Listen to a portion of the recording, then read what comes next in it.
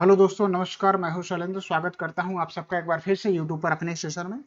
दोस्तों, पिछली क्लास में हम लोगों ने सेल मेम्ब्रेन्स के बायोमोलिक्यूल्स के विषय में स्टडी किया था। आज डील करेंगे सेल मेम्ब्रेन्स के जो डिफरेंट मॉडल दिए गए थे उनके विषय में। तो सेल मेम्ब्रेन्स को और डिटेल से जानने की कोशिश करेंगे, लेकिन उससे पहले हम बता दें कि यह मेरे रेफरेंसेज जहां से मैंने सारा कंटेंट लिया हुआ है। फर्दर नॉलेज के लिए आप इसको देख सकते हैं। दोस्तों, आपने देखा होगा पिछली क्लास में हमने जो प्लाज्मा मेम्ब्रेन्स के जो इंट्रोडक्शन की स्लाइड बनाई थी उसमें फोर्थ लाइन में बिलोग स्पेलिंग गलत लिखा हुआ है।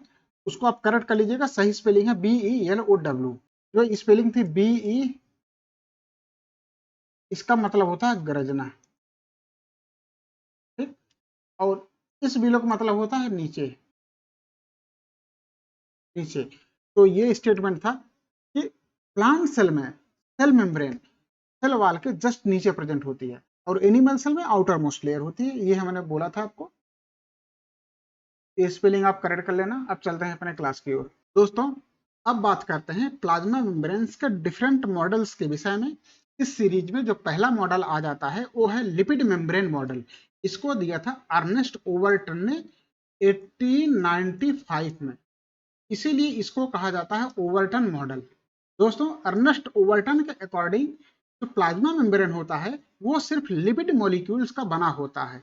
इन्होंने ऐसा इसलिए कहा क्योंकि जो फैट सोल्युबल सब्सटेंस होता है यह कि लिपिड मेम्ब्रेन को बहुत इजीली क्रॉस कर जाते हैं। इसी बेसिस पे इन्होंने यह कहा था कि प्लाज्मा मेम्ब्रेन जो होती है लिपिड मॉलिक्यूल्स की बनी हुई होती है। ठीक। लेकिन दोस्तों, अर्नेस्ट ओबर्टन का मॉडल जो है कुछ समय बाद फेल्ड हो गया क्योंकि यह आयंस के ट्रांसपोर्ट को एक्सप्लेन नहीं कर पाया था। इसके बाद 1925 में एक दूसरा मॉडल आया। इसको दिया था गोल्टर और ग्रिंडल ने। इस मॉडल का नाम था लिपिड बाइलेयर मॉडल। इनके अनुसार इन्होंने ये कहा था कि जो प्लाज्मा मेम्ब्रेन होता है वो लिपिड बाइलेयर का बना हुआ होता है। इन्होंने ऐसा इसलिए कहा क्योंकि इन्होंने एक एक्सपेरिमेंट किया था रेड ब्लड सेल्स पे और पता किया था कि जो प्लाज्मा मेम्ब्रेन होती है वो लिपिड बाइलेयर की बनी हुई होती है। अगर हम इनके एक्सपेरिमेंट को देखते हैं तो इन्होंने क्या किया था, कुछ रेड ब्लड सेल्स लिया था। किसी एक रेड ब्लड सेल का आरबीसी सेल्स का सरफेस एरिया इन्होंने कैलकुलेट कर लिया। मान लिया कि सरफेस एरिया कितना हो गया, ठीक है, एक्स हो गया सपोज, सिर्फ समझने के लिए मान लीजिए। और इसके बाद इन्होंने फिर क्या किया था कि जितनी आरबीसी सेल्स लिया था एक्सपेरिमेंट के लिए सभी को काउंट कर लिया कि टोटल नंबर कितनी है। मान लो यहाँ पे इनका नंबर लिया इनने 500। ठीक है, 500 आरबीसी सेल्स लिया था इन्होंने, पूरा काउंट कर लिया। तो आप सोचिए जब इनका सरफेस एरिया एक्स है तो 500 सेल का सरफेस एरिया कितना हो जाएगा, सॉरी 800 एक्स। ठीक है। इसके बाद इन्होंने क्या किया, सारी आरबीसी सेल्स का जो प्लाज्मा मेम्ब्रेन होता है उसको इन्होंने डिसरप्ट कर दिया। ठीक है, पूरी प्लाज्मा मेम्ब्रेन को डिसरप्ट कर दिया। पूरी प्लाज्मा मेम्ब्रेन को क्या कर दिया, पूरा बिगाड़ कर रख दिया, तहस नहस कर दिया। ठीक है। अब इसके बाद इन्होंने क्या किया, जो प्लाज्मा मेम्ब्रेन डिसरप्ट हो गई जब पूरी तरह से, तब इन्होंने इसको डिसरप्टेड आरबीसी को पूरा वाटर पे जो है स्प्रेड कर दिया, पूरा फैला दिया। फिर उसके बाद उसका सरफेस एरिया कैलकुलेट किया। तब इन्हें एक आश्चर्यजनक रिजल्ट सामने आया। इन्होंने देखा कि जो सरफेस एरिया 500 एक्स था वो सरफेस एरिया कितना हो गया था, सरफेस एरिया दोगुना हो गया था। फिर उन्होंने क्या रिजल्ट निकाला कि प्लाज्मा मेम्ब्रेन जो होती है वो लिपिड बाइलेयर की बनी हुई होती है। लेकिन दोस्तों, पोर्टर और ग्रिंडल का यह मॉडल भी कुछ समय बाद फेल्ड हो गया क्योंकि इनका यह मॉडल भी मेम्ब्रेन्स में आयन ट्रांसपोर्ट को एक्सप्लेन करने में ये असफल रहा। दोस्तों, इसके बाद जो मॉडल आता है वो है डेनिलाई और डेप्सन का मॉडल। इसे सैंडविच मॉडल भी कहते हैं। इन्होंने कहा था कि जो प्लाज्मा मेम्ब्रेन की इन्होंने कहा था प्लाज्मा मेम्ब्रेन सिर्फ लिपिड की नहीं बनी होती, वरन लिपिड और प्रोटीन दोनों की बनी होती है। इन्होंने कहा था कि प्रोटीन जो है ये नॉन साइटोसोलिक पार्ट और साइटोसोलिक पार्ट दोनों में होते हैं। जैसे कि अगर हम मेंशन कर दें तो जो बाहर की तरफ रहेगा वो रहेगा नॉन साइटोसोलिक पार्ट, और ये रहेगा साइटोसोलिक। इसमें कोई भी एक पार्ट जो है सेल के अंदर रहेगा जो साइटोसोलिक कहलाएगा, दूसरा सेल के बाहर पार्ट रहेगा जो नॉन साइटोसोलिक कहलाएगा। तो इन्होंने ये कहा था कि प्रोटीन जो होता है वो साइटोसोलिक पार्ट और नॉन साइटोसोलिक पार्ट दोनों तरफ से लिपिड मेम्ब्रेन को कवर करता है, और प्रोटीन लिपिड के पोलर हेड से एसोसिएटेड रहता है, और इस प्रकार एक सैंडविच के रूप में, ठीक है, सैंडविच जैसा स्ट्रक्चर तैयार होता है। इसीलिए इसे सैंडविच मॉडल भी कहते हैं, क्योंकि जिस प्रकार आपने देखा होगा कि ऊपर ब्रेड नीचे ब्रेड, ब्रेड के बीच में स्टफिंग भरा रहता है जिसमें हम सैंडविच कहते हैं, जैसा कि सैंडविच हमने देखा है, उसी प्रकार ये ऊपर प्रोटीन और नीचे से भी प्रोटीन, एक साइटोसोलिक और नॉन साइटोसोलिक दोनों तरफ से प्रोटीन जो है लिपिड को कवर करता है, इसीलिए इसको कहते हैं सैंडविच मॉडल। दोस्तों यह मॉडल जो है फेल्ड हो गया था, क्योंकि यह भी आयन ट्रांसपोर्ट को और प्लाज्मा मेम्ब्रेन के फंक्शन को एक्सप्लेन करने में कामयाब नहीं हो पाया। तो इसके बाद जो मॉडल आता है वो है यूनिट मेम्ब्रेन मॉडल, जिसको दिया था रॉबर्टसन ने। दोस्तों रॉबर्टसन ने भी कुछ खास नहीं किया था, इनका मॉडल डेनिलाई और डेप्सन के मॉडल पर ही आधारित है, और इन्होंने इन्होंने बताया था कि जो साइटोसोलिक प्रोटीन और नॉन साइटोसोलिक प्रोटीन होती है और लिपिड, इन तीनों को इन्होंने विड्थ मेजर करके बताया था। जो प्लाज्मा मेम्ब्रेन होता है उसकी टोटल विड्थ जो है इन्होंने कहा था कि 75 एंगस्ट्रॉम होता है। इन्होंने कहा था कि साइटोसोलिक प्रोटीन की विड्थ 20 एंगस्ट्रॉम और नॉन साइटोसोलिक प्रोटीन्स का विड्थ भी 20 एंगस्ट्रॉम होता है। जो बीच में जो लिपिड मेम्ब्रेन होती है उसकी विड्थ इन्होंने 35 एंगस्ट्रॉम बताया था। तो इस प्रकार इन्होंने जो है पूरी लिपिड मेम्ब्रेन का विड्थ जो है मेजर कर दिया था, और ये लेकिन यह मॉडल भी कुछ समय बाद फेल्ड हो गया था, क्योंकि यह मॉडल भी मेम्ब्रेन के फंक्शन को और आयन ट्रांसपोर्ट को एक्सप्लेन नहीं कर पाया। दोस्तों इसके बाद जो मॉडल आता है वो है फ्लूइड मोज़ेक मॉडल, जिसको दिया था सिंगर एंड निकोलसन ने 1972 में। ठीक, इससे पहले कि आपने जो क्लास थी बायोमोलिक्यूल्स ऑफ प्लाज्मा मेम्ब्रेन, आपने जितने बायोमोलिक्यूल्स पढ़े थे वो सारे यहाँ पे आपको समझ में आएंगे। दोस्तों इन्होंने यह कहा था कि प्लाज्मा मेम्ब्रेन लिपिड और प्रोटीन की सैंडविच की तरह नहीं होती है, बल्कि लिपिड की लेयर होती है और प्रोटीन उस पर स्कैटर्ड रहते हैं। ठीक उसी प्रकार जिस प्रकार आपने कभी देखा होगा कि पोलर रीजन में जो समुद्र होते हैं उनमें जिस प्रकार आइसबर्ग तैरते रहते हैं, उसी प्रकार इसमें प्रोटीन तैरती रहती है।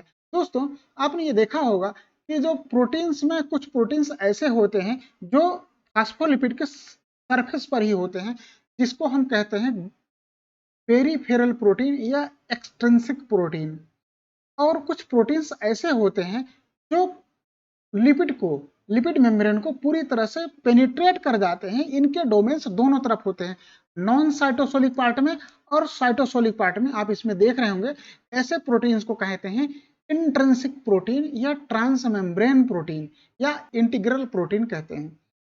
दोस्तों आपको यह भी बताया जा चुका है कि ये जो लिपिड होता है इसका जो हेड होता है वो पोलर होता है और टेल कैसा होता है, नॉन पोलर होता है। तो इस प्रकार आप ये देखेंगे कि इस लिपिड में, ये प्रोटीन में नॉन पोलर और पोलर दोनों एमिनो एसिड पाए जाते हैं, ये दोनों से एसोसिएटेड रहता है, दोनों से ही लिंक्ड रहता है। आपको यह भी बताया जा चुका है कि ये जो लिपिड होते हैं ये दो प्रकार के होते हैं। एक फास्फोलिपिड होता है जो कि ग्लिसरॉल डेरिवेटिव होता है, और दूसरा स्फिंगोलिपिड होता है जो कि स्फिंगोसिन डेरिवेटिव होता है। दोस्तों जो स्फिंगोलिपिड होता है, स्फिंगोफास्फोलिपिड होता है, उनकी जो फैटी एसिड की चेन होती है यानी उसकी जो टेल होती है वो होती है छोटी। वो जब यहाँ पे जुड़ते हैं तो वहां पर बन जाता है गैप, उस गैप को कहते हैं वॉइड। ठीक, इस वॉइड्स को फिल करने का काम करता है कोलेस्ट्रॉल। आप ये जो कोलेस्ट्रॉल दिख रहे हैं ये कोलेस्ट्रॉल उन्हीं वॉइड्स को फिल कर रहे हैं। ठीक, इस प्रकार अगर मैं इस इंक थोड़ा चेंज कर लूं, एक मिनट, हाँ, आप ये देखेंगे कि इस प्रकार ये जो आपको येलो पोर्शन दिख रहा है ये उसी वॉइड्स को फिल करता हुआ कर रहा है कोलेस्ट्रॉल। इसी प्रकार ऐसा रीजन, ठीक, इस प्लाज्मा मेम्ब्रेन में ऐसा रीजन जहां पर स्फिंगोफॉस्फोलिपिड की क्वांटिटी अधिक होती है, तो वहां पर इस तरह कोलेस्ट्रॉल की क्वांटिटी भी अधिक होती है, क्योंकि उसके जो स्फिंगोफॉस्फोलिपिड के जुड़ने से जो गैप बनेगा उसके गैप को ये फिल करता है कोलेस्ट्रॉल। अगर मैं आपको थोड़ा सा एग्जाम्पल के माध्यम से समझाऊं, ये देखिए जैसे मान लो एक हमने ये गैप की, ये मान ली ये गैप है, फिर यहाँ हमने ये गैप दिखा दिया, ठीक, ऐसा है नहीं, बस केवल समझाने के लिए बोल रहा हूँ, ठीक, ये गैप हो गया, ये गैप हो गया। इस तरह जब गैप होता है ढेर सारा स्प्रिंगो, जहां जहां स्प्रिंगो फास्फोलिपिड जुड़ी होती है वहां वहां गैप होता है, तो उस गैप को फिल करता है कोलेस्ट्रॉल। ऐसा रीजन जहां पर स्फिंगो फास्फोलिपिड अधिक होता है, उनके गैप को फिल करता हुआ कोलेस्ट्रॉल अधिक होता है। जहां पर स्फिंगो फास्फोलिपिड और कोलेस्ट्रॉल दोनों अधिक मात्रा में होते हैं, ऐसे रीजन को कहते हैं लिपिड राफ्ट। ऐसे रीजन को क्या कहेंगे? Lipid raft. ठीक, तो दोस्तों आपको बताया जा चुका है कि इसमें जो है, इस फ्लूइड मोज़ेक मॉडल में प्रोटीन भी 3 प्रकार की होती है। पहला पेरिफेरल प्रोटीन होती है, दूसरा एक्सट्रिंसिक प्रोटीन इंट्रिंसिक प्रोटीन होती है, और तीसरा होता है लिपिड एंकर्ड प्रोटीन। दोस्तों जो पेरिफेरल प्रोटीन होता है, ये आउटसाइड में यानी कि नॉन साइटोसोलिक पार्ट में लोकेटेड होती हैं, और ये नॉन कोवेलेंट बॉन्ड द्वारा लिंक्ड होती हैं, और यह प्रोटीन लिपिड मेम्ब्रेन को मैकेनिकल सपोर्ट प्रदान करते हैं। ठीक है, और जो इंटीग्रल प्रोटीन होती हैं, ये लिपिड बाइलेयर को पूरी तरह से पेनिट्रेट कर जाती हैं, जैसा कि आपको बताया जा चुका है। इसके जो डोमेन्स होते हैं ये दोनों तरफ होते हैं, कि नॉन साइटोसोलिक पार्ट में और साइटोसोलिक पार्ट दोनों में। आप ये देख रहे होंगे कि इनके जो डोमेन्स है ये दोनों तरफ दिखाई दे रहे हैं। ऐसे प्रोटीन्स को क्या कहेंगे? Intrinsic protein. ठीक, और तीसरी प्रोटीन है लिपिड एंकर प्रोटीन। ये भी जो ये दोनों साइड हो सकते हैं, साइटोसोलिक में भी और नॉन साइटोसोलिक में भी, लेकिन ये भी पेरिफेरल में ही होंगे, और ये फास्फोलिपिड के पोलर हेड ग्रुप से अटैच रहते हैं, और ये कोवैलेंटली लिंक्ड रहते हैं। ठीक है, इसके बाद आप देख रहे होंगे, आपको बोला गया है इसमें कार्बोहाइड्रेट भी प्रेजेंट होता है। तो दोस्तों कार्बोहाइड्रेट आप देख सकते हैं, जहां कार्बोहाइड्रेट अगर किसी प्रोटीन से लिंक्ड है उसको कहेंगे ग्लाइकोप्रोटीन। ठीक, अगर किसी लिपिड से लिंक्ड है उसे क्या कहेंगे? उसे कहेंगे ग्लाइकोलिपिड। इस प्रकार जो है इसमें प्रेजेंट रहता है। और बात करें दोस्तों इसमें मेम्ब्रेन की, जैसा कि बात हो रही थी इसमें कि यह मॉडल जो है आयन ट्रांसपोर्ट को और मेम्ब्रेन फंक्शन को पूरी तरह से एक्सप्लेन करता है। तो दोस्तों यह एक्सप्लेन ऐसे करता है, जैसे कि मान लो कि आपको बताया जा चुका है कि जो प्लाज्मा मेम्ब्रेन होती है वो होती है selective permeable membrane. Selective permeable का मतलब होता है कुछ सेलेक्टेड चीजों को ही सेल के अंदर आने देती है, या मेम्ब्रेन को पास होने की परमिशन देती है। दोस्तों आप अगर हम कुछ मॉलिक्यूल्स की बात करें, जैसे कि स्मॉल नॉन पोलर मॉलिक्यूल होते हैं, कि कार्बन डाइऑक्साइड हो गया, ऑक्सीजन हो गया, ये बहुत आसानी से जो है मेम्ब्रेन को क्रॉस कर जाते हैं। स्मॉल अनचार्ज पोलर मॉलिक्यूल जैसे कि वाटर हो गया, ये भी बहुत आसानी से मेम्ब्रेन को क्रॉस कर जाता है। कुछ अगर हम बात करें कि लार्जर अनचार्ज पोलर मॉलिक्यूल जैसे ग्लूकोज हो गया, ये आसानी से मेम्ब्रेन को क्रॉस नहीं कर पाता।